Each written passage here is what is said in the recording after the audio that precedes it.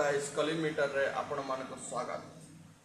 आज आम रिपेयरिंग करिया पैशन प्रो रो डिजिटल मीटर।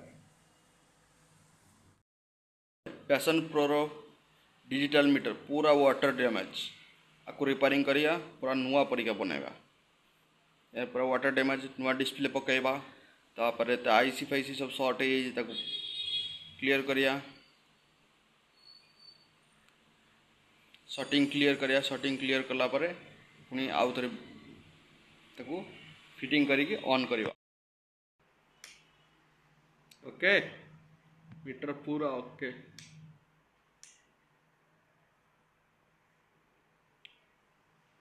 जदि आपण करवा चाहते आपण कौन सी गाड़ी मीटर वाटर डैमेज अच्छी किसी प्रॉब्लम अच्छी मतलब व्हाट्सअप करेंगे मतलब व्हाट्सअप रे मैसेज भी करेंगे और मतलब कोरियर भी करेंगे मु लिखिदेवी सब्सक्रिप्शन।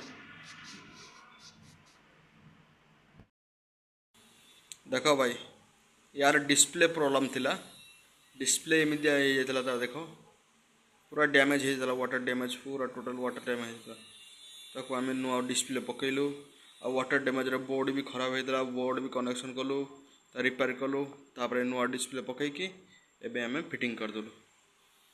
आपण मानक जब भल लगी लाइक शेयर एंड सब्सक्राइब करवा भूलिए नहीं। Thank you.